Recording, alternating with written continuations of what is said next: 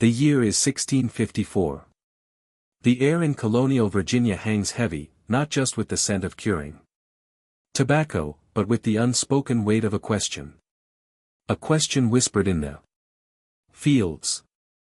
A dangerous query that would irrevocably alter the lives of 3 men, stripping them of their freedom. And for one, condemning him to a legal darkness that would stretch across generations. This was no ordinary question. It was a challenge to the very fabric of a Nent society, a direct confrontation with a truth too inconvenient, too scandalous to be acknowledged. Why does the master's youngest son have my brother's eyes, his mouth, his hands? The man who dared to voice this impossible question was an African servant named John Punch. The man who heard it, the plantation overseer, would soon find his own life irrevocably entangled in its sinister implications. Within 48 hours of that fateful whisper, one man would be dead, his secret buried in the unforgiving Virginia soil, and another would be plunged into a legal abyss, becoming the first human being legally condemned to lifelong servitude. In English America, what the colonial court buried in 1640 wasn't merely a body. It was the chilling blueprint for an institution that would consume millions. A silent decree that would define a nation for centuries to come. Before we delve deeper into the harrowing story of John Punch and the question that in its profound simplicity changed American history forever, I need you to do something. If you're listening from Virginia, Maryland, or anywhere across the United States, take a moment to leave a comment below telling us which state you're from. This isn't just a tale. It's a foundational piece of forgotten American history, a shadow from our collective past that deserves to be brought into the light. Hit that subscribe button because what you're about to hear has been meticulously pieced together from colonial court records, hidden away for almost 400 years. A truth you won't find in any conventional textbook. Now allow me to transport you back to a world that has long since vanished. A world where the color of your skin had not yet been codified as the ultimate determinant of your destiny, but where one man's desperate search for truth would begin to etch that line, stark and unforgiving in blood and in law. Virginia, 1638. The colony was a fragile, ambitious endeavor, barely 30 years removed from the desperate struggles of Jamestown's first settlers. It was a land of stark contrasts, breathtaking natural beauty juxtaposed with the brutal realities of survival. A patchwork of struggling tobacco plantations clung precariously to the fertile banks of the James River and the Chesapeake Bay. Each a small, isolated outpost of English ambition in a vast untamed wilderness. Jamestown, the fledgling capital, was less a city and more a collection of rough-hewn wooden structures, dirt roads that turned to mud with every rain, and a constant hum of activity driven by the insatiable demand for tobacco in Europe. Here, English settlers, African servants, and European indentured laborers toiled side by side, their sweat mingling in the rich soil under a legal system that, for all its Nent complexities, made surprisingly little distinction between them based on their origins. Servitude, for most, was understood as a temporary condition. Contracts were signed, terms were served, and freedom, often accompanied by a small parcel of land and some tools, was granted, regardless of where one had come from, be it the crowded streets of London or the distant shores of West Africa. The air in Virginia, during the long, humid summer months, was a palpable presence, thick and oppressive, clinging to skin and clothing like a suffocating shroud. The mosquitoes born from the vast marshes and stagnant waters rose in relentless clouds at dusk. Their high-pitched whine a constant maddening soundtrack to the lives of those who worked the fields. The tobacco plants, the colony's lifeblood, grew tall and broad-leafed, their verdant expanse stretching towards the shimmering ribbon of the James River, where each autumn merchant ships With their towering masts and billowing sails would arrive, eager to carry the precious harvest back to the bustling markets of England. The soil, though rich and promising, was relentlessly demanding, requiring constant backbreaking attention, clearing, planting, weeding, harvesting, and finally the delicate process of curing. It was the kind of labor that aged men prematurely, etching lines of exhaustion and hardship onto their faces.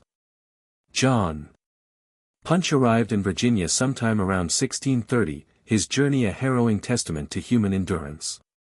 He had been brought from the West African coast, a place of vibrant cultures and ancient traditions, on a ship whose name, mercifully perhaps, has been lost to the annals of history.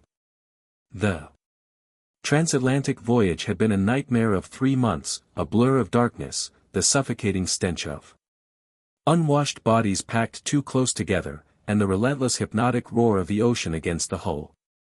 He was not a slave upon his arrival. The very word with its connotations of permanent inherited bondage held no legal weight in English Virginia at that time. He was a servant bound by a contract, albeit one he had not willingly signed, to a planter named Hugh Gwyn. Hugh Gwyn was a man in his early 40s, a second son from a minor gentry family in Wales. He had come to Virginia, like so many others, seeking the fortune that had eluded him in the rigid class structure of England. He was a practical man, neither overtly cruel nor particularly kind, driven by the singular consuming obsession of making his modest plantation profitable.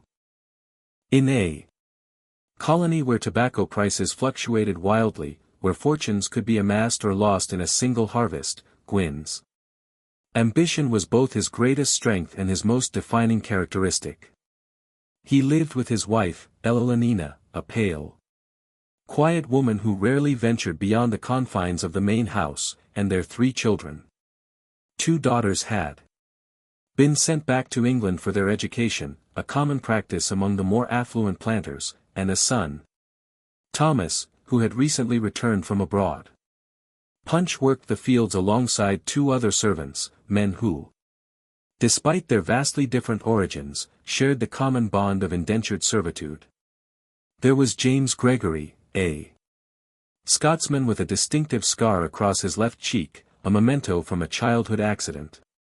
Gregory was a talker, a man who filled the silence of their shared cabin with boisterous stories of his homeland, tales of the Scottish Highlands, of clan feuds and ancient loyalties that had ultimately driven him across the vast ocean.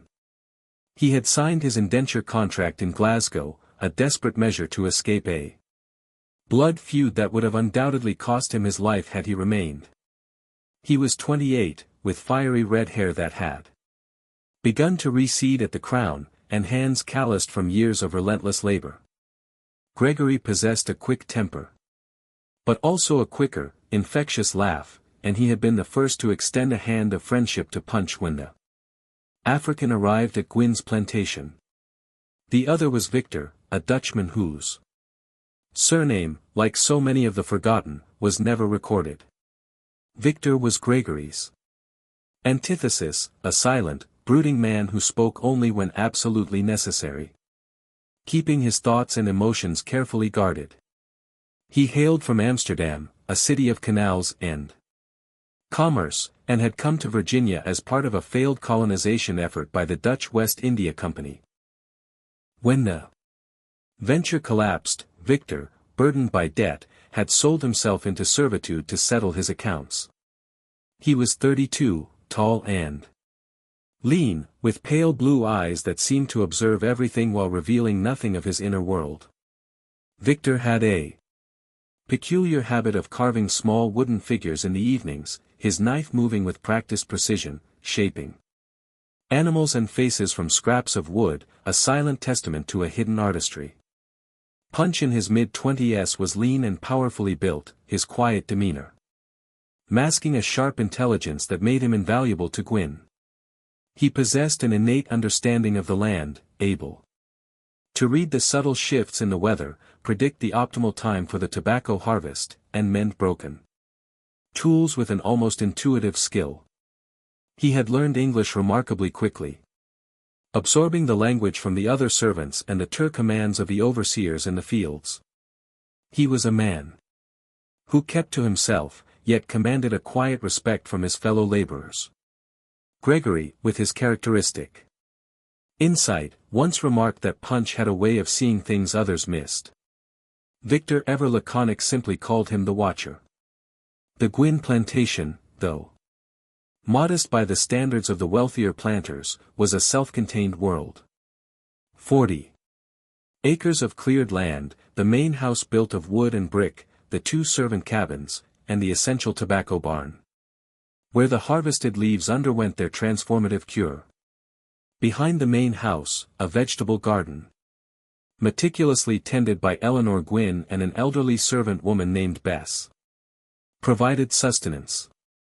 A small orchard of apple trees, planted when the plantation was first established, offered shade and fruit. The James River, wide and slow moving, a ribbon of brown water reflecting the vast Virginia sky, was visible from the fields, a constant reminder of the distant world beyond their isolated existence, a world connected by the ships that plied its waters. But beneath the veneer of daily toil and the rhythm of the seasons, something else festered on that plantation, a subtle, insidious unease that gnawed at John Punch every waking moment. Hugh Gwyn's youngest son, a boy of about 12 named Thomas, had recently returned from England, where he had been sent to live with relatives. The boy was undeniably English in his paler with light brown hair and a narrow aristocratic face. Yet his eyes, his mouth, the very shape of his hands, they were unmistakable. They belonged to someone else. Punch had a brother. His name was Kofi, and he had been taken from the same village in West Africa, torn from their family by the brutal efficiency of slave traders.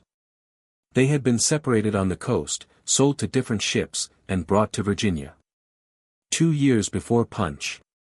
After his own arrival, Punch had spent agonizing months searching for news of Kofi, asking every African servant he encountered if they had seen a man with his brother's distinctive face, his resonant voice, his particular way of moving.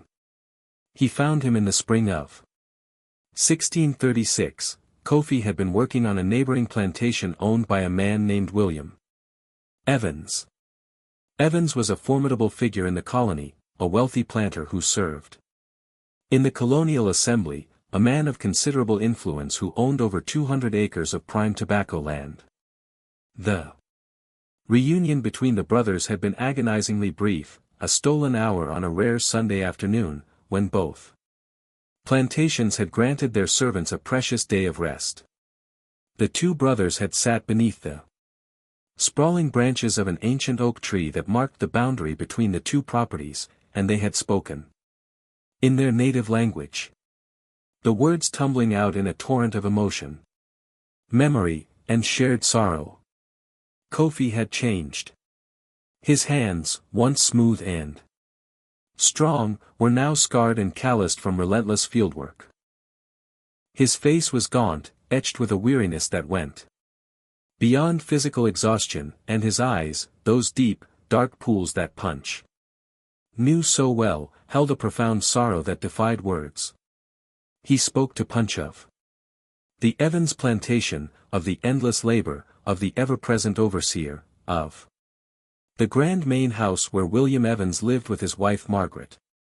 Margaret, Kofi mentioned, was a woman of striking beauty, but also, it was whispered, a woman of profound loneliness.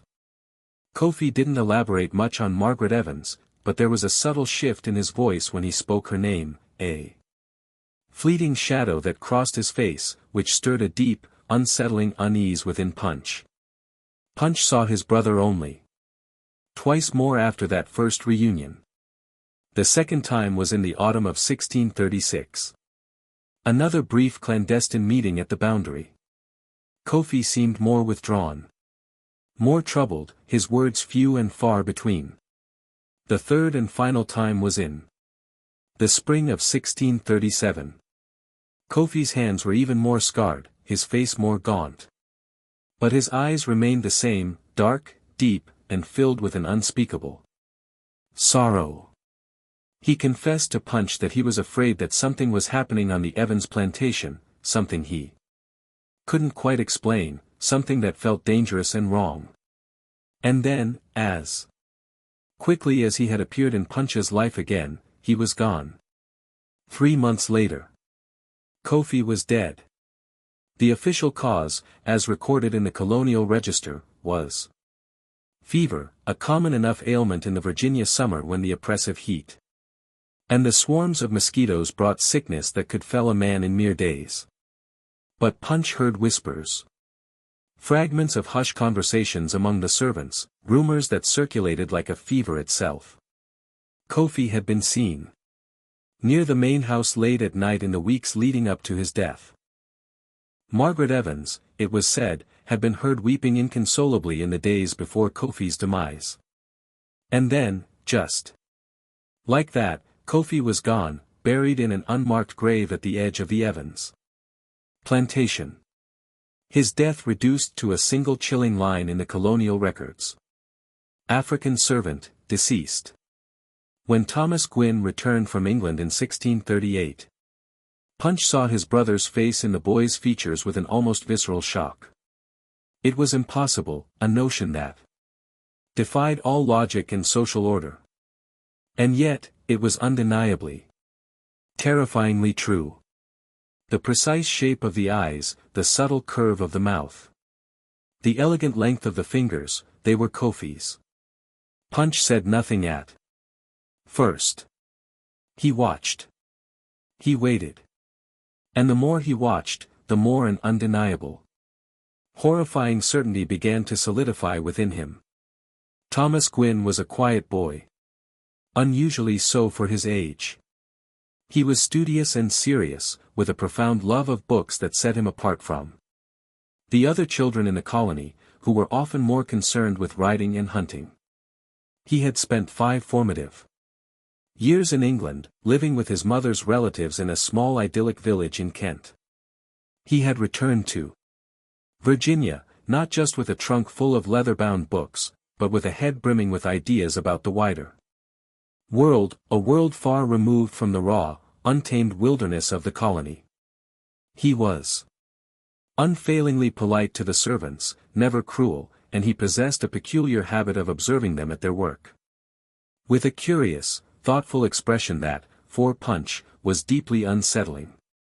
The boy's eyes were dark, a shade deeper than his father's, darker even than his mother's. His hands were long and graceful, with fingers that seemed almost too delicate for the rough, demanding work of a plantation, and his mouth, when he allowed himself a rare, fleeting smile, curved in a way that Punch had seen only once before, on his brother's face. Punch, driven by an instinct he could not suppress, began to ask subtle questions. He spoke to the other servants, particularly those who had been in Virginia longer, those who possessed an intimate knowledge of the colony's intricate web of gossip and secrets. Whispers that circulated through the isolated plantations like a persistent unseen wind. He learned that Margaret Evans had indeed given birth to a son in 1626, a boy who had been sent to England almost immediately after his birth, supposedly to be raised by distant relatives. He learned that William Evans, the powerful planter, had been conspicuously absent from his plantation for several months prior to the boy's birth. Traveling to England on what was described as important business, he learned with a chilling certainty that Margaret Evans had been seen in the company of Kofi, the African servant, in the months leading up to the boy's conception. And then the final devastating piece of the puzzle. He learned that Kofi had died just 3 months after Thomas Gwynn, the boy with Kofi's eyes, had returned to Virginia. The pieces of the puzzle were now all there, scattered and incomplete. Yet Punch could discern the terrifying shape of the truth. And the truth in its raw, unvarnished form was impossible. Dangerous, and utterly unthinkable in the rigid net social order of colonial Virginia. It was late September 1638, and the tobacco harvest was reaching its feverish peak. The air, thick with humidity, hung heavy and still, a suffocating blanket over the land. The fields, stretching endlessly under a pale, washed-out blue sky, buzzed with the incessant drone of insects. A relentless symphony of summer. The sun beat down with an almost malevolent intensity, its rays baking the earth and searing the skin, making the already arduous work almost unbearable. Punch, Gregory, and Victor toiled side by side, their movements synchronized by years of shared labor, cutting the broad, sticky tobacco leaves and carefully hanging them in the cavernous barn to cure. The leaves were heavy, coated with a viscous sap that stained their hands a deep brown, and soaked their rough clothing with sweat. The air was pungent with the sweet, earthy aroma of the drying tobacco, a smell that permeated everything, clinging to their skin and hair. The overseer, Robert, watched them from the meager shade of a lone, lead oak tree at the edge of the field. Sweet was a man forged in the crucible of colonial hardship, thin and wiry. His face like weathered leather, his eyes perpetually narrowed against the sun. His voice, when he chose to use it, was a sharp cutting instrument that could slice through the den of the fields. In his late 30s, had once been an indentured servant himself, a man who had clawed his way up to a position of authority through a potent combination of ruthless efficiency and unwavering loyalty to Hugh Gwyn. He carried a stout stick, not typically for beating. Gwyn, for all his pragmatism, did not condone overt brutality, but for pointing, for emphasis, for asserting his absolute control. He wore a wide-brimmed hat, its felt stained with sweat, to shield his face from the relentless sun, and his eyes, perpetually scanning, were always moving, always watching, always calculating. Sweet had cultivated a formidable reputation throughout the colony. He was known as a man who delivered results, who could extract more labor from servants than any other overseer, who possessed an uncanny ability to sniff out trouble before it could fully materialize. He was also whispered to be a keeper of secrets, a man who knew things about the planters and their families, intimate details that, if revealed, could shatter reputations and utterly destroy lives. Sweet was not a man to be crossed, and every soul on the Gwyn plantation understood this unspoken truth. Implicitly, Punch had maintained a profound silence all morning, his thoughts a tumultuous storm beneath his calm exterior, but the question, a dangerous burning ember, had been smoldering within him for months, threatening to consume him. It was the kind of question that could earn a man a brutal whipping or far, far worse. But he could no longer contain its explosive power. The sight of Thomas Gwyn earlier that morning strolling through the fields, his dark eyes observing the servants at their toil, his long, delicate fingers idly turning the pages of a book, had been the final unbearable catalyst. Punch had seen his brother Kofi in every subtle line of the boy's face, in every unconscious gesture, and the crushing weight of the secret, the impossible truth, had become an unbearable burden. As Sweet, his shadow, long and distorted in the late afternoon sun, walked past him, Punch straightened his aching back, wiped the sweat from his brow with the back of his hand, and spoke.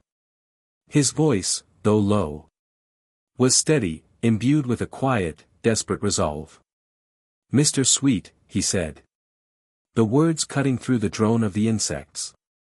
"I need to ask you something." Sweet stopped abruptly, turning slowly, his eyes narrowing with immediate suspicion.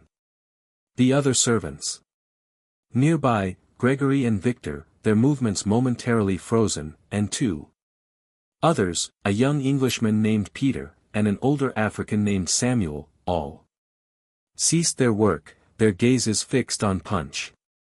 The air seemed to grow impossibly heavier, the buzzing of the insects suddenly amplified, a deafening roar in the sudden silence. "What is it, Punch?" Sweet's voice was flat, devoid of any discernible emotion. "A dangerous calm." Punch hesitated for a fraction of a second. Then, with a surge of courage born of desperation, he uttered the words that would shatter his world. "The boy. Young Master Thomas, why does he look exactly like my brother?" The words hung in the oppressive air like a noxious smoke, thick and suffocating.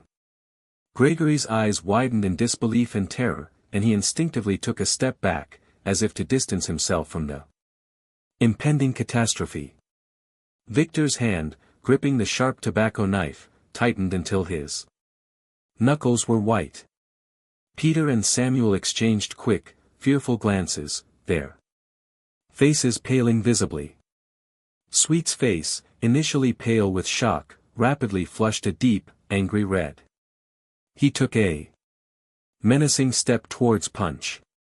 His stout stick, usually a tool of direction, now raised slightly, a silent threat. "What did you say?" Sweet's voice was barely a whisper. Yet it carried an immense chilling power.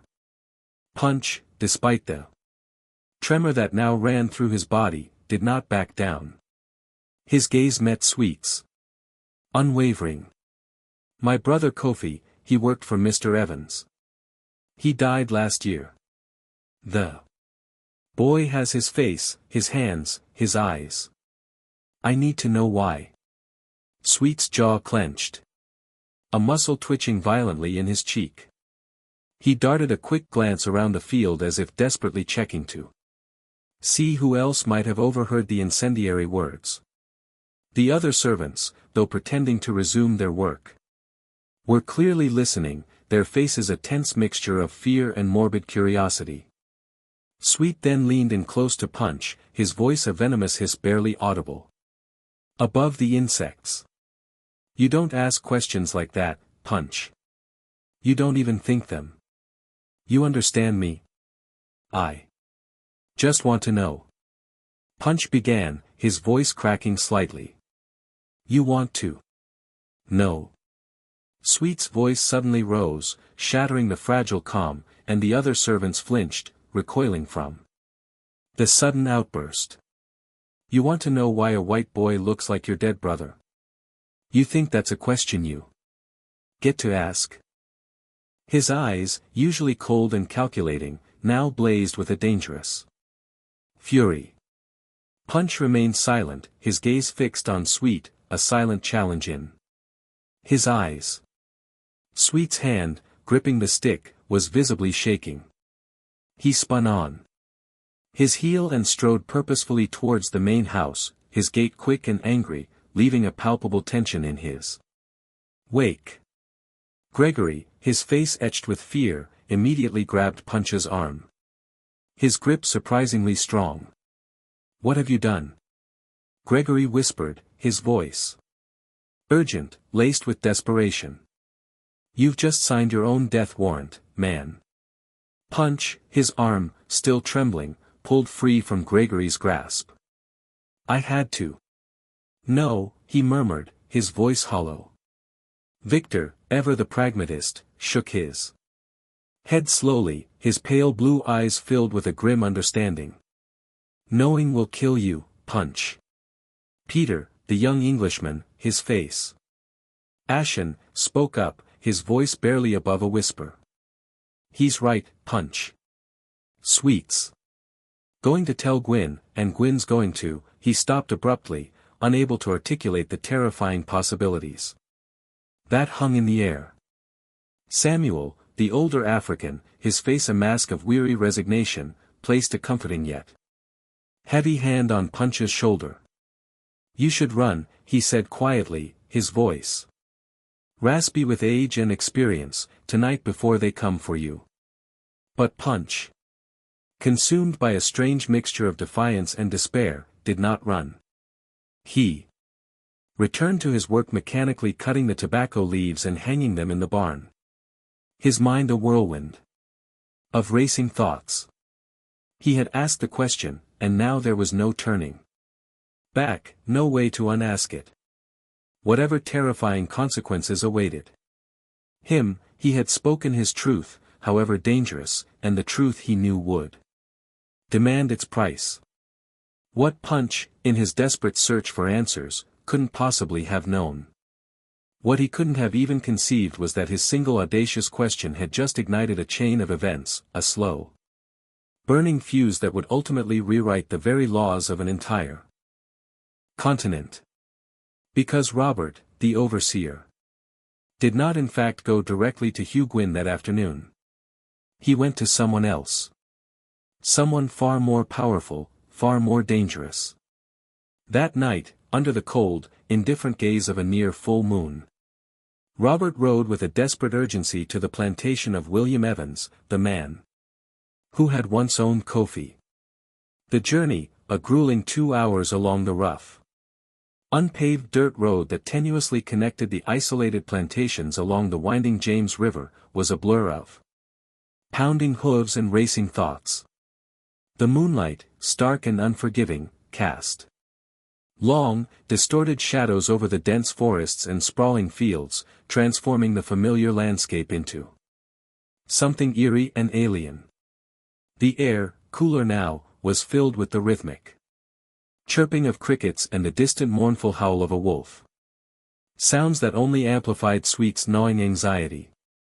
He spurred his horse onward, its hooves pounding a frantic rhythm against the packed earth, his mind a tumultuous storm of implications of the catastrophic potential unleashed by Punch's audacious question. William Evans was not merely a planter. He was a titan of the colony, a man of immense wealth and formidable influence, a prominent member of the colonial assembly. His connections stretched far and wide, reaching into the highest echelons of Virginia society.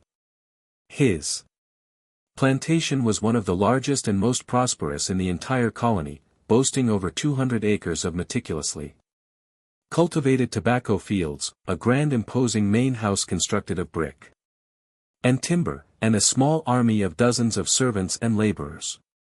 Evans, in his mid-50s, was a tall, imposing figure, his graying hair meticulously combed.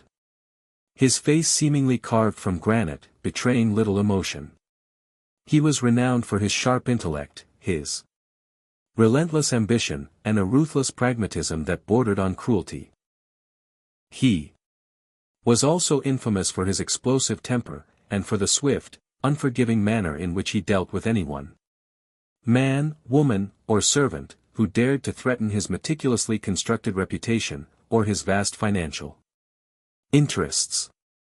Sweet and Evans conversed for 2 tense, agonizing hours, closeted behind the heavy oak doors of Evans's opulent study. The room, usually a sanctuary of quiet contemplation, became a crucible of hushed whispers and rising tension. No one, save for the 2 men themselves, knew the precise words exchanged, but the house servants, moving silently through the grand halls, later reported hearing raised voices, the muffled sounds of furniture being abruptly moved, and at one particularly jarring moment, the distinct crash of breaking glass. When finally emerged from the study, his face was a ghastly pale, his hands visibly trembling, a testament to the terrifying nature of the conversation.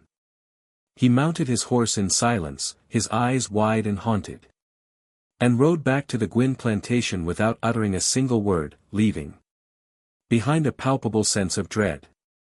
The very next morning, as the first tentative rays of dawn painted the eastern sky, Hugh Gwyn received an unexpected and ominous visit. William Evans arrived not alone, but accompanied by 2 other powerful planters.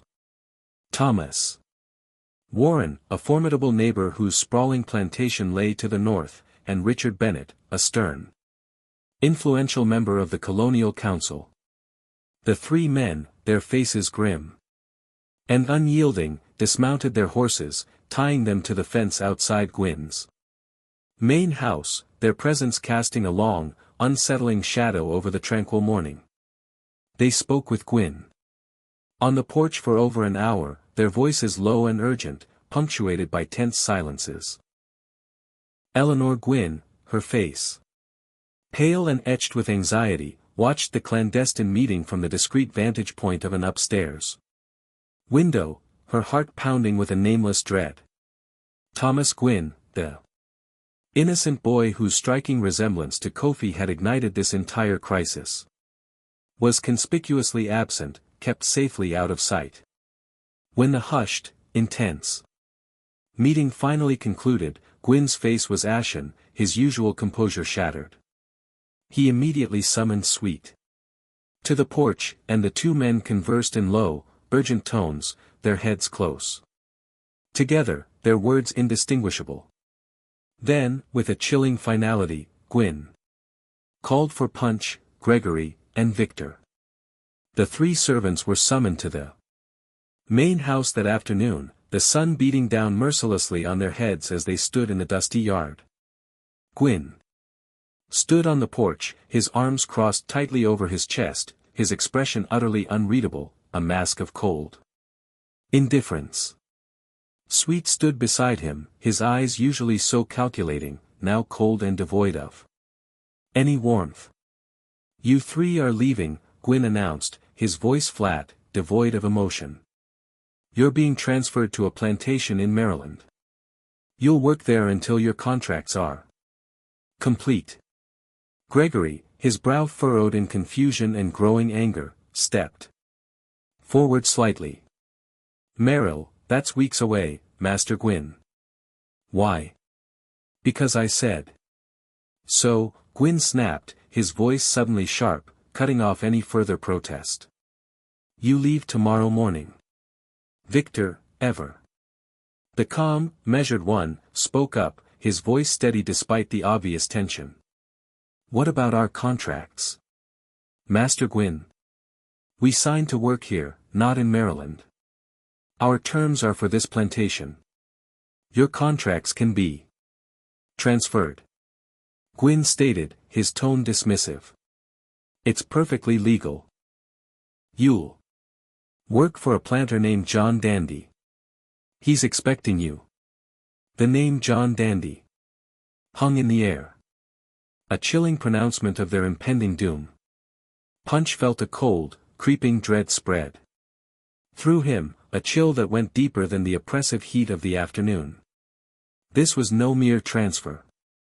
This was exile, a calculated, deliberate banishment, and he knew with a sickening certainty that it was all because of his question, his dangerous, truth-seeking question. That night, the three men huddled together in their cramped, dimly lit cabin, the single flickering candle casting, dancing, distorted shadows on the rough-hewn walls. Gregory paced back and forth like a caged animal, his face flushed with a mixture of anger and desperate fear. Victor sat on his bunk, his knife moving with practiced almost meditative precision as he carved a piece of wood, his expression thoughtful, his pale blue eyes distant. Punch sat on the dirt floor, his back pressed against the cold, unforgiving wall, his mind a frantic whirlwind of racing thoughts, desperately searching for a way out. "We can't go to Maryland," Gregory declared, his voice with desperation. "We'll never come back. They're sending us away to shut us up, to bury whatever Punch knows." "They're sending Punch away," Victor corrected, his voice low and grim. "We're just collateral, Gregory. Unfortunate witnesses." Gregory stopped his frantic pacing and turned to Punch, his eyes wide with a desperate plea for understanding. "What did you see, Punch? What made you ask that question? What is so terrible that they would send us all away?" Punch, his voice barely a whisper, recounted the impossible truth. He told them about Kofi, his beloved brother, and the undeniable haunting resemblance between Kofi and young Thomas Gwyn. He spoke of the whispers he had painstakingly gathered, the fragments of gossip that had coalesced into a terrifying narrative. He told them about Margaret Evans, the beautiful lonely wife of the powerful planter, and the hushed rumors of her forbidden relationship with Kofi. He spoke of Kofi's sudden suspicious death, officially attributed to fever, but whispered to be something far more sinister. And then, with a chilling clarity, he laid bare the truth he had painstakingly pieced together, that Thomas Gwynn was not Hugh Gwynn's son, but Kofi's, a secret born of a forbidden union, a secret that threatened to unravel the very foundations of colonial society. Gregory stared at him, his mouth agape, his face a mask of utter disbelief and dawning horror. Victor, his carving knife momentarily forgotten, looked up. His pale blue eyes wide with shock. "Jesus Christ," Gregory whispered, the blasphemy escaping his lips almost unconsciously. "You're saying the boy is half African? That he's Kofi's son?" "I'm saying the boy is my brother's son," Punch affirmed quietly, his voice heavy with the weight of the truth. Victor slowly shook his head, his gaze distant. "If that's true, Punch, and if anyone ever finds out, it will destroy the Gwynn family and the Evans family and probably half the powerful planters in Virginia. It would be a scandal that would shake the colony to its very core. That's why they're sending us away," Gregory concluded, his voice filled with a grim certainty. "They're going to bury this secret, and they're going to bury us with it far away in Maryland when no one will ever hear us." Punch looked at the two men, his eyes filled with a desperate resolve. "We have to run," he stated, his voice firm. "Tonight before they can take us, Gregory." After a moment of stunned silence, nodded decisively. "Tonight, Victor." After a long, thoughtful pause, his gaze fixed on the flickering candle flame, finally nodded as well. "Tonight," he echoed, his voice a low, determined rumble. They vanished into the pre-dawn darkness, taking nothing but the worn clothes on their backs and a small meager sack of cornmeal. Their only provisions against the vast unforgiving wilderness. They headed north, their desperate hope fixed on the distant, elusive promise of Maryland, a land they believed might offer them a chance at freedom, a chance to disappear into the burgeoning population of free laborers. Their plan was simple, born of desperation: reach Maryland, find work, and melt away into anonymity. But they were not alone in the vast, silent wilderness. Robert, the ever vigilant overseer, had anticipated their desperate flight. He had sent word ahead, his warnings carried by swift riders, and by the time Punch, Gregory, and Victor, exhausted and terrified, reached the ill-defined border that separated Virginia from Maryland, a formidable group of armed planters, their faces grim and determined, was waiting for them. The capture was swift, brutal, and utterly devoid of mercy. The three desperate men, their bodies aching from days of relentless travel through the unforgiving wilderness, were suddenly surrounded. 6 armed planters, mounted on powerful horses, emerged from the dense undergrowth, their muskets glinting ominously in the pale morning light, their faces hard and unyielding. There was no chance to run, no opportunity to fight. The odds were overwhelmingly against them. Their desperate bid for freedom extinguished in an instant. Punch, Gregory, and Victor were roughly bound with thick ropes, their hands tied painfully behind their backs, their hopes crushed. They were then forced to march back to Virginia on foot. A humiliating, agonizing journey that stretched over 3 brutal days. They were given precious little food, barely enough to sustain them, and even less water, their throats parched, their bodies pushed to the brink of collapse. By the time they finally reached Jamestown, the colonial capital, they were utterly exhausted, their skin raw and blistered from the relentless sun, their clothes filthy and torn, their spirits broken, and their Hearts filled with a profound, chilling terror. The colonial court convened on July 9, 1640, a date that would forever be etched in the grim annals of American history. The courtroom itself was a small, claustrophobic wooden building nestled near the bustling, dusty center of Jamestown. It was hot and airless, the oppressive humidity clinging to everything, and the narrow, grimy windows offered little respite, letting in only slivers of weak, diffused light. The room was packed to capacity. A suffocating throng of planters, their faces stern and expectant, curious servants, and a smattering of curious onlookers who had come to witness the spectacle of justice. Or perhaps something far more sinister. Punch, Gregory, and Victor stood in the very center of the room, their hands still bound, their clothes filthy and torn, their bodies swaying slightly with exhaustion. The judge, a formidable figure named Sir Francis Wyatt, the governor of Virginia himself, presided over the proceedings. He was a stern, imposing man, his graying hair meticulously combed, his face seemingly carved from granite, betraying not a flicker of emotion. His presence alone commanded an absolute, chilling authority. Hugh Gwynn, Punch's master, testified first. He stood before the court, his posture rigid, his voice steady and controlled, a master of calculated deception. He meticulously described the three men as disobedient, ungrateful, and utterly untrustworthy servants. He recounted their flight, painting them as rebellious and defiant, and he demanded with a chilling lack of remorse that their terms of servitude be extended as a just and fitting punishment for their transgression. The court listened in a profound, unsettling silence. The only sound, the rhythmic scratching of the clerk's quill as he meticulously recorded every damning word of the testimony. Then Robert, the overseer, took the stand. He walked to the front of the courtroom with a deliberate measured pace, his face a mask of carefully constructed impassivity. He placed his hand on the worn leather of the Bible, his oath a chilling formality. His testimony, delivered with a deceptive calm, was careful, precise, and utterly devastating in its implications.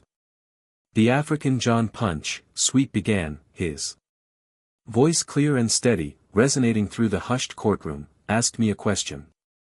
A question about my master's son. A question that suggested impropriety. The word impropriety hung in the air, heavy with unspoken accusations, a thinly veiled euphemism for something far more scandalous. A collective murmur rippled through the courtroom, a wave of hushed whispers and shocked gasps. Governor Wyatt, his eyes narrowing to slits, leaned forward, his gaze fixed intently on Sweet. What kind of question, he demanded, his voice low and dangerous. Sweet hesitated for a long, agonizing moment, as if genuinely reluctant to speak the words aloud, to give voice to such a dangerous truth. Then, with a theatrical sigh, he finally uttered them. He asked why the boy looked like his brother, a dead African who worked for Mr. Evans. A palpable gasp swept through the courtroom. Wyatt's face darkened perceptibly, a storm cloud gathering in his eyes. He slowly turned his gaze towards Punch, his expression cold, hard, and utterly devoid of sympathy. Is this true? He demanded, his voice a low, menacing rumble. Punch, despite the profound fear that now gripped him, met the governor's gaze, his own eyes unwavering. His voice, though quiet, was steady, imbued with a desperate, defiant courage. Yes, sir, I asked, because I wanted to know the truth. The truth? Wyatt repeated, his voice dripping with contempt, the word a bitter accusation. He then cast a fleeting significant glance at William Evans, who sat in the front row, his face a mask of carefully cultivated impassivity, his eyes betraying nothing. Then Wyatt's gaze snapped back to Punch, his voice now laced with a chilling finality. The truth, boy, is not yours to seek. The courtroom erupted in a cacophony of murmurs and whispers, a wave of agitated voices washing over the proceedings. Wyatt, his face a thundercloud of barely suppressed rage, banged his gavel repeatedly, his sharp commands for order cutting through the den. When a semblance of silence was finally restored, he turned his attention to the other two defendants, Gregory and Victor. James Gregory and Victor, Wyatt declared, his voice cold and unyielding. You are guilty of the grave offense of running away from your master. For this transgression, you are hereby sentenced to an additional 4 years of servitude, to be served after the completion of your current contracts. Furthermore, you will each receive 30 lashes, a punishment to be administered immediately as a stark reminder of the consequences of defiance. Gregory's face went ghastly pale, his eyes wide with shock and despair. Victor, his jaw clenched so tightly that a muscle twitched violently in his cheek, closed his eyes, bracing himself for the inevitable pain. Then, with a dramatic, agonizing pause that stretched the tension in the courtroom to its breaking point, Wyatt turned his full, unwavering attention to Punch. The entire courtroom fell into a profound, breathless silence, every single eye fixed intently on the judge, anticipating the pronouncement of Punch's fate. John Punch, Wyatt began, his voice slow, deliberate, and imbued with a chilling, almost ceremonial finality. You are guilty of running away from your master, but your crime, Punch, is far greater than mere flight. You have dared to question the honor of your betters. You have suggested impropriety, where, by the order of our society, none can exist. You have, by your audacious inquiry, threatened the very social order of this colony, a delicate balance we strive to maintain. For these grave crimes, for this unforgivable transgression against the established order, you are hereby sentenced to serve your master, Hugh Gwyn, for the remainder of your natural life. The courtroom erupted. A collective gasp, followed by a wave of shocked murmurs, swept through the assembled crowd. Punch stared at Wyatt, his mind reeling, utterly unable to comprehend the horrifying words he had just heard. Life servitude, not 4 years, like Gregory and Victor, not 10 years or 20, but life. His entire existence from this moment forward irrevocably bound without hope of freedom. Gregory and Victor were roughly led away, their faces pale with shock and despair, their fate sealed. Punch remained standing in the center of the courtroom, his hands still bound, his mind a chaotic maelstrom of disbelief and crushing despair. He had asked a question, a simple, desperate question. And the answer, delivered with such cold, legalistic precision, had cost him everything. His freedom, his future, his very humanity, all stripped away in a single chilling pronouncement. But the story, in its grim unfolding, did not end there.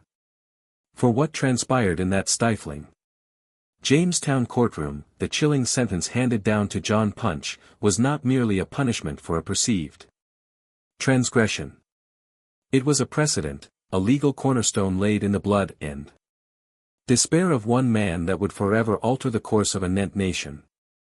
And the question he dared to ask, the question that had, in its profound simplicity, hanged the overseer's conscience and buried a scandalous truth, would echo through the centuries.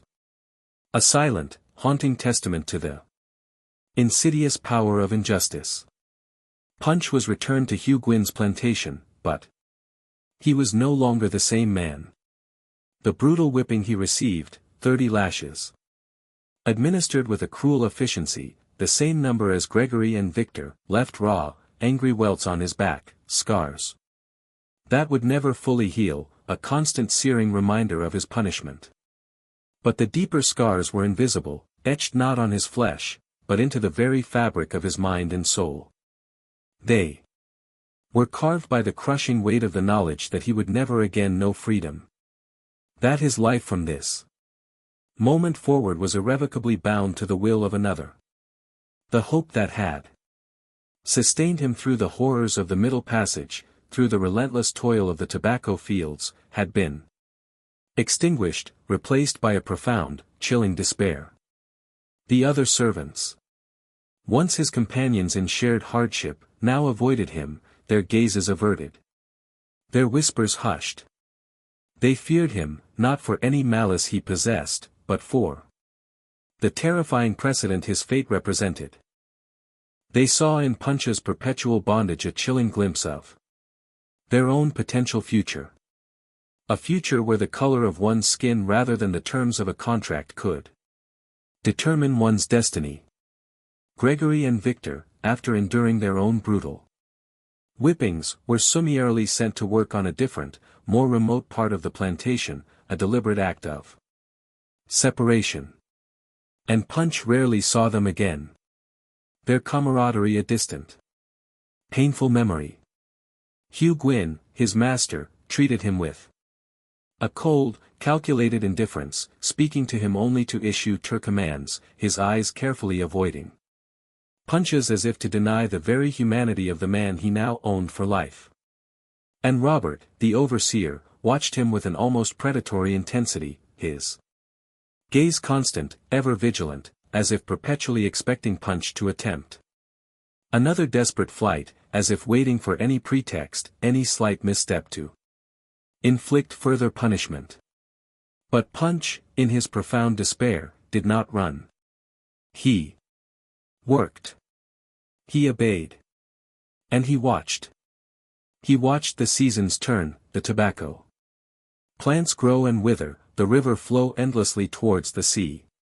And he watched Thomas Gwyn. Thomas Gwyn grew older, transforming from a quiet boy into a young man.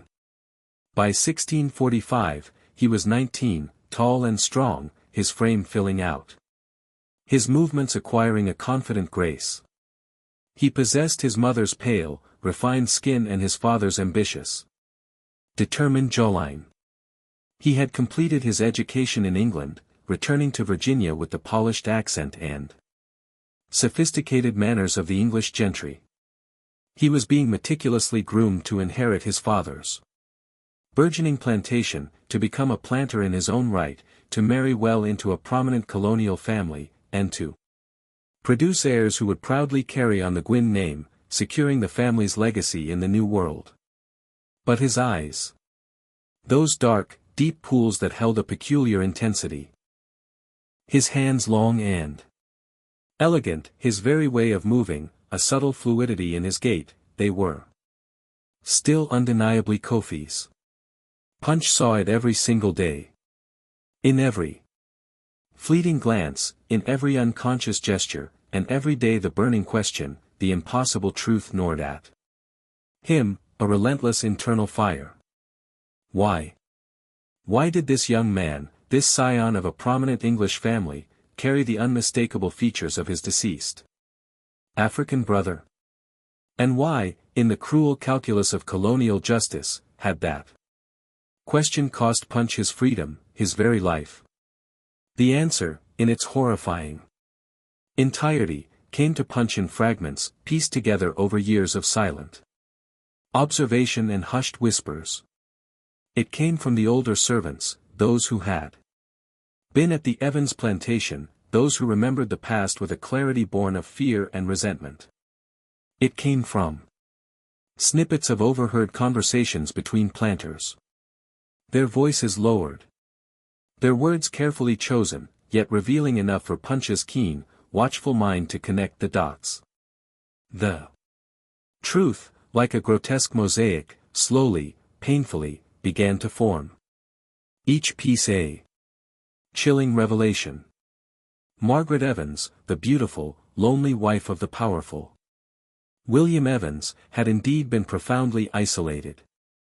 Her husband, a man consumed by his work, by his relentless ambition, by his singular desire to forge an empire in the untamed Virginia wilderness, was perpetually absent. He was often away, traveling to England on important business, attending the interminable meetings of the Colonial Assembly in Jamestown, or visiting other plantations to negotiate intricate deals and forge strategic alliances. Margaret was left alone in the grand imposing main house, its spacious rooms echoing with a profound emptiness.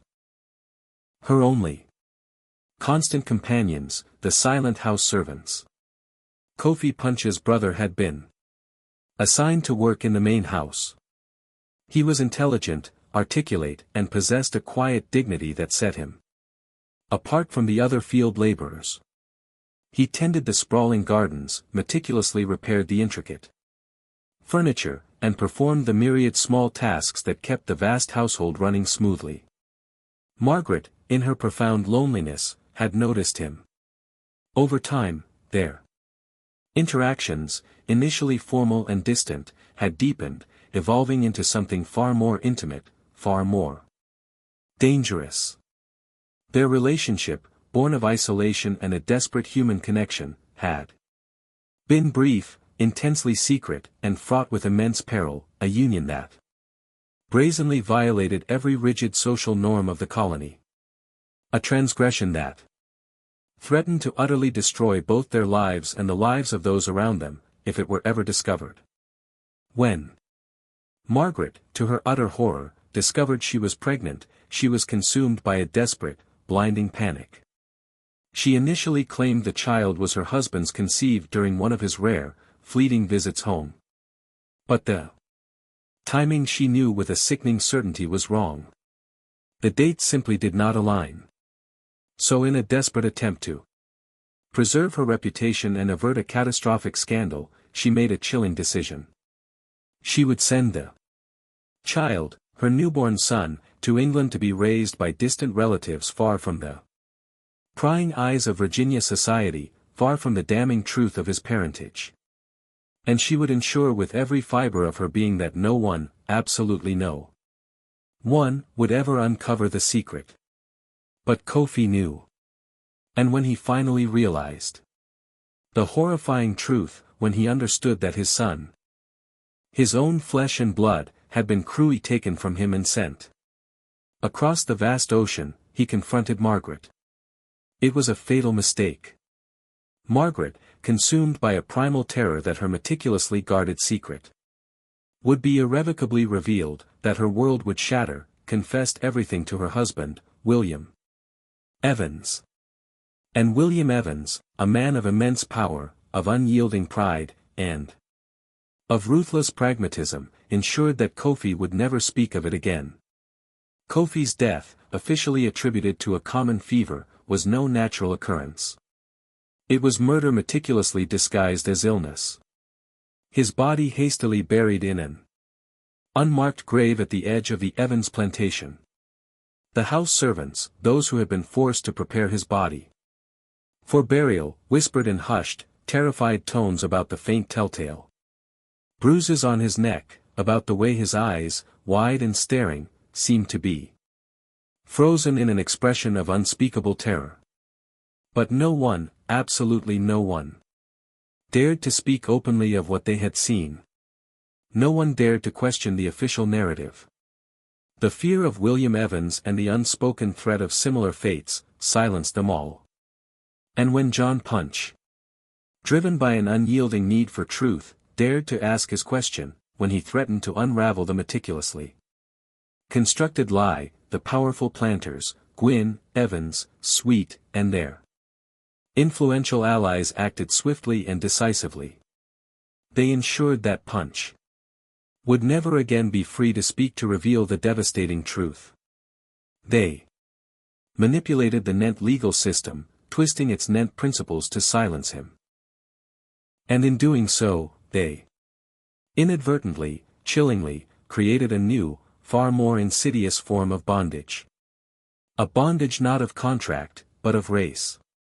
Just when we thought we plumbed the depths of this colonial horror, the sinister undercurrents in Virginia intensify, revealing layers of deceit and injustice that are almost too chilling to comprehend.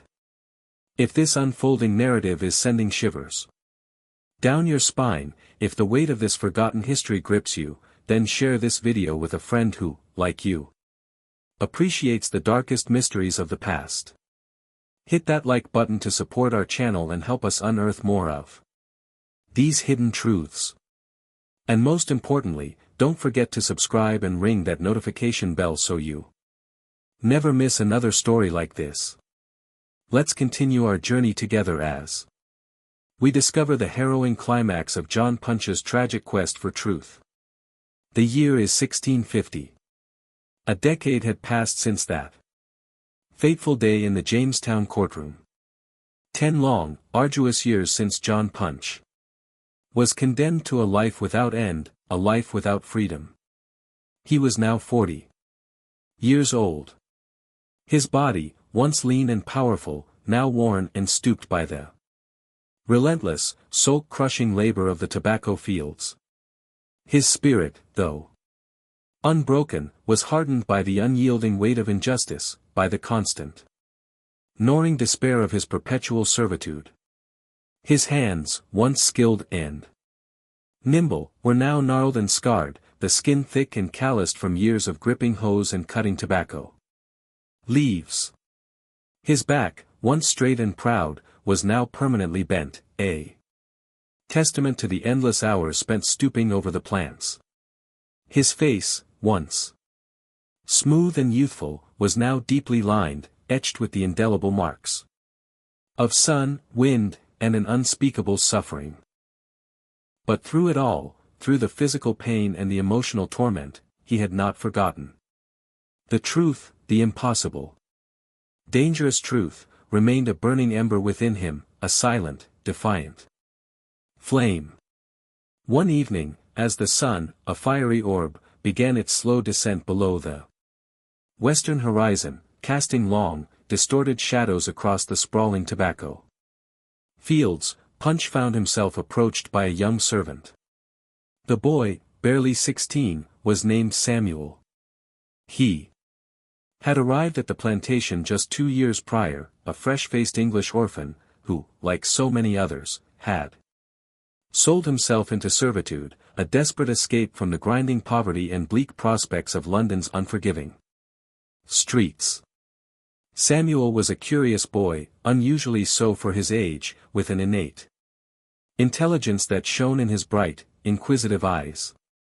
He possessed a rare, almost reckless courage, unafraid to ask questions, to challenge the unspoken norms. Qualities that, in a painful echo of his own youth, reminded Punch of himself many, many years ago.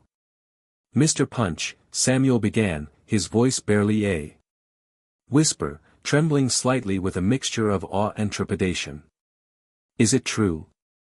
Did you really ask why the master's son looked like your brother?"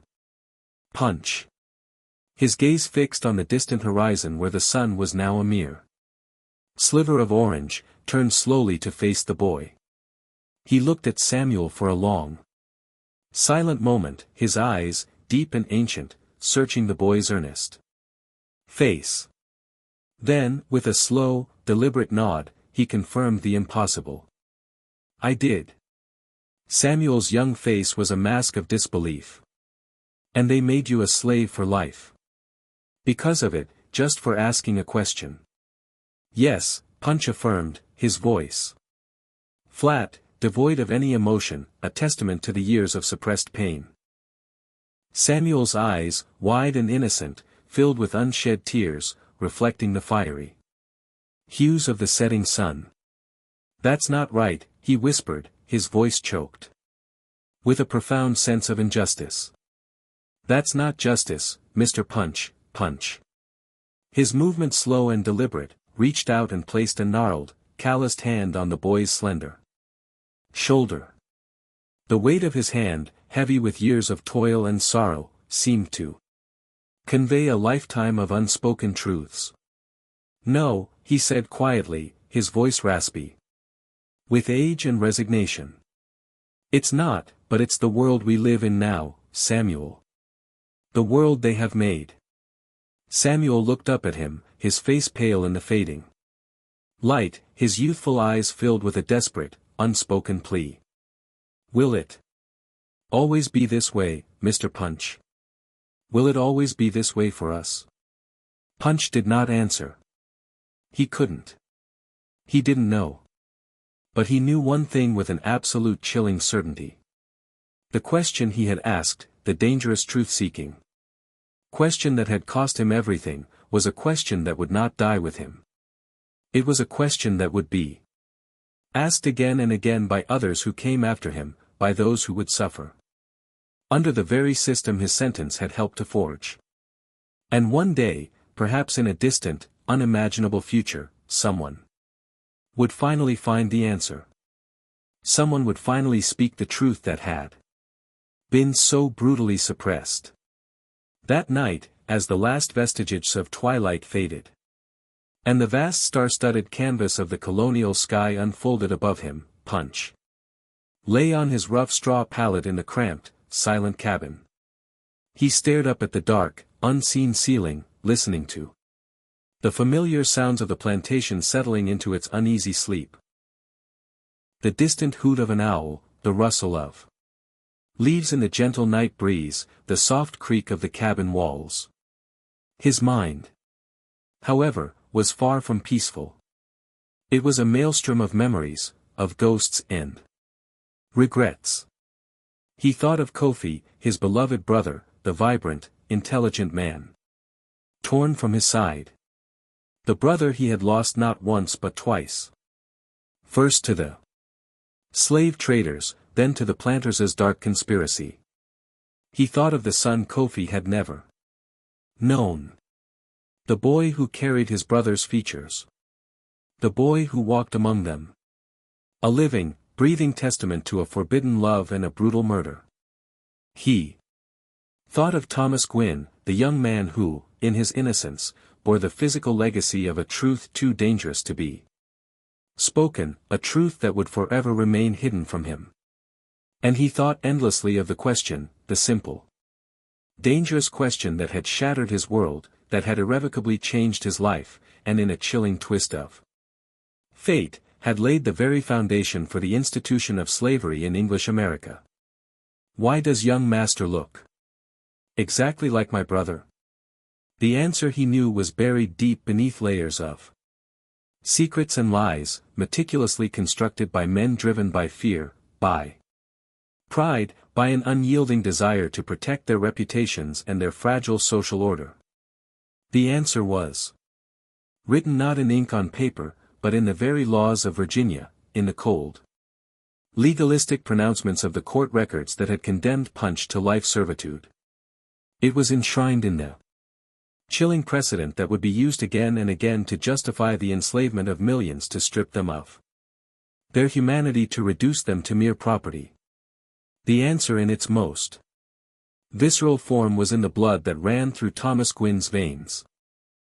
The undeniable blood of an African man and an English woman mixed in a union that the colony in its rigid adherence to racial hierarchy could never acknowledge, could never accept, could never forgive. And the answer, perhaps most profoundly, was in the silence. The suffocating, pervasive silence that fell over the plantation whenever Punch's name was mentioned. Whenever the events of 1640 were even hinted at, the silence that surrounded Kofi's unmarked grave, a silent testament to a life brutally extinguished, a truth deliberately buried. The silence that would last for centuries, a heavy shroud over a dark foundational chapter of American history. John Punch died in 1655, still a servant, still bound to Hugh Gwynn's plantation, his life ending as it had been legally defined 15 years prior, in perpetual servitude. His death, like his life, was recorded with a chilling brevity in the Colonial Register, a single stark line that spoke volumes in its omissions. John Punch, African deceased. There was no mention of his age, no official cause of death, no acknowledgement of his life. his audacious question or the profound tragic fate that had befallen him. His existence, in the official records, was reduced to a mere footnote, a statistic. He was buried, as was the custom for those of his station, in an unmarked grave at the edge of the plantation, in a small, desolate plot of land where the other servants, both European and African, were laid to rest. There was no ceremony, no eulogy, no word spoken over his body, no marker, no stone, no cross to show where he lay. Within a year, the relentless Virginia grass had grown thick and wild over the disturbed earth, erasing any visible trace of his final resting place. It was as if John Punch, the man who dared to ask, had never truly existed. But his legacy, though buried and silenced, lived on. The legal precedent set by his case, the chilling distinction of life servitude for an African, while Europeans, even for the same offense, received only extended contracts, became the insidious foundation for the institution of slavery in English America. Within a single generation, the Virginia Assembly, influenced by the very legal framework established by Punch's sentencing, would begin to pass a series of increasingly restrictive laws. These statutes would systematically codify race-based slavery, making it hereditary, permanent, and inextricably linked to African descent. By 1700, less than 60 years after Punch's trial, slavery had become the undisputed economic engine of the colonial economy. A brutal system of exploitation and oppression that would endure for over 200 years, shaping the very identity and destiny of a nation. The question John Punch asked, the question that cost him his freedom, would be answered with chains, with whips, with the systematic dehumanization of millions, and with centuries of unimaginable suffering. Thomas Gwynn, the young man whose striking resemblance to Kofi had ignited this entire tragic saga, grew up, inherited his father's prosperous plantation, and lived a long, seemingly fulfilling life. He married well, taking as his wife the daughter of another wealthy, influential planter, further solidifying his family's position in colonial society. He had children of his own, heirs who would proudly carry on the Gwynn name, children who would never know the devastating truth about their grandfather, about the African man whose blood, in a cruel twist of fate, ran through their very veins. Thomas became a respected member of the Colonial Assembly, a man of considerable influence and power, a revered pillar of Virginia society. He never knew the truth about his origins, or if he did, if some faint unsettling whisper of it ever reached him. He never spoke of it. The secret, like a venomous serpent, died with him, buried as deeply and as irrevocably as John Punch's unmarked grave. Robert, the overseer whose testimony had sealed Punch's fate, disappeared from the colonial record sometime around 1652. His ultimate fate remains shrouded in mystery. Some whispered that he drank himself to an early grave, haunted by the dangerous question Punch had asked. By the chilling knowledge of what he had done, of the role he had played in forging a new kind of bondage. Others speculated that he simply left Virginia, unable to live with the crushing weight of his conscience. Unable to face the man he had helped to condemn.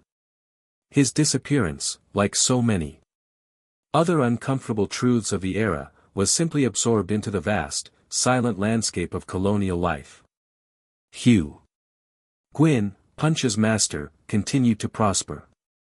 His plantation grew, his wealth increased exponentially, and he became, by all accounts, one of the most successful and respected planters in Virginia. He never spoke of John Punch, never mentioned the infamous trial. Never acknowledged the pivotal, chilling role he had played in creating the legal precedent that would define American slavery. When he died in 1663, he was buried with full honors in the churchyard in Jamestown. His grave marked with an imposing stone that lauded his significant contributions to the burgeoning colony. Ellalinina Gwynn, Hugh's wife, lived until 1670. She spent her final years largely confined to the Grand Main House, rarely venturing outside, her health slowly declining. Perhaps under the immense unspoken weight of the secrets she carried.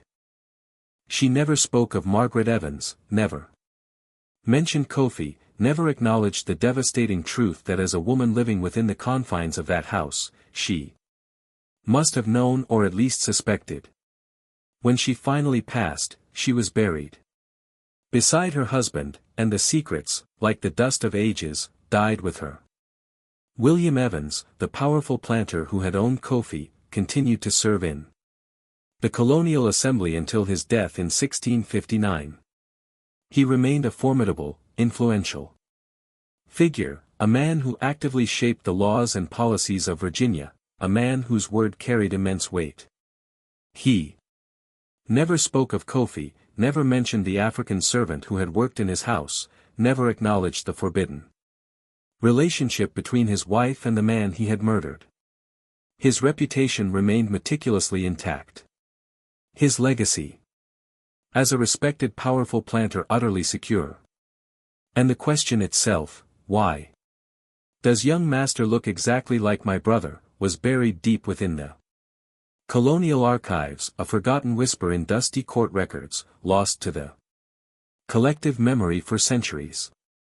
It remained there, a silent, haunting testament to a truth too dangerous to be spoken, until diligent historians, poring over faded documents, painstakingly uncovered the court records and meticulously pieced together the harrowing story of the man who dared to ask it.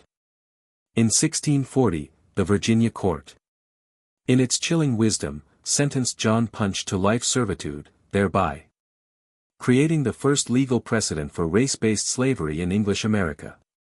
Within 2 decades, the Virginia Assembly, building upon this insidious foundation, would pass a series of laws that systematically codified slavery, making it hereditary and permanent for all people of African descent. By the turn of the 18th century, slavery had become the undisputed bedrock of the colonial economy.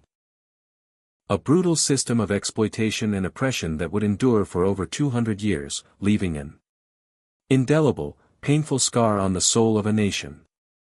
The question John Punch asked in his desperate search for truth was never answered in his lifetime, but it echoed a silent, persistent lament through the centuries.